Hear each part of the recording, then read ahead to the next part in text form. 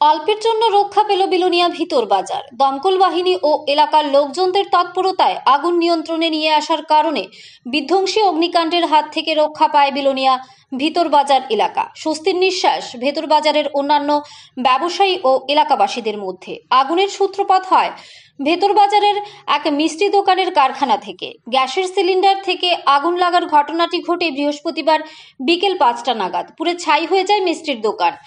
মিষ্টি দোকানটি বহু পুরনো, মালিক নিমাই সাহা। যদিও বা নিমাই সাহা প্রয়াত হয়েছেন, নিমাই সাহার পরিবারের কাছ থেকে এই দোকান ভাড়া নিয়ে অন্য মালিক পরিচালনা করছেন দোকানটি।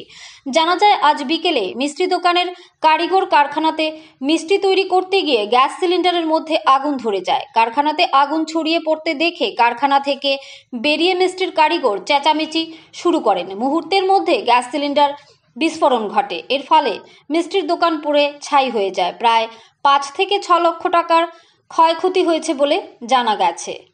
ব্যুরো রিপোর্ট, আরি, ধর্মনগর। কি হয়েছে দাদা ঘটনাটা?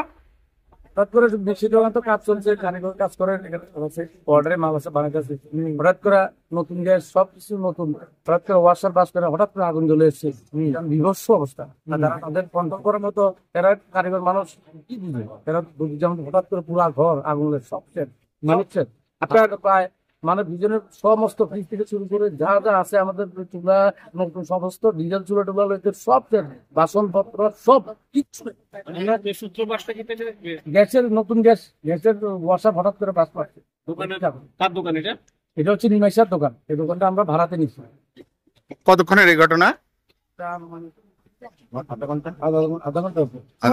অ্যামাউন্টটা যদি আইডিয়া করে যদি একটু বলেন। অ্যাকচুয়ালি তো প্রচুর, মিনিমাম তো আমাদের ধারণাতে 5 থেকে 6 লক্ষ টাকা মতো ঢুকে গেছে। আশেপাশে এত দোকান আছে, মানে এই আগুনটা ছড়াইলে কেমন কি হইতো? এই আগুন ছড়ালে তো মানে ভগবানের রক্ষা, নাহলে পুরাকে দোকান, পুরো ভিতর বাজার সবচেয়ে পুরান দোকান নিমাইশার দোকান। এই দোকান সমস্ত বিশাল বড় এলাকা সবচেয়ে সব। আজকে ঠাকুর মানে সঙ্গে সঙ্গে আমরা ভাইসারের আপ্রাণ ভাবে চেষ্টা করছি। আগুন এখন মোটামুটি নিয়ন্ত্রণে আছে।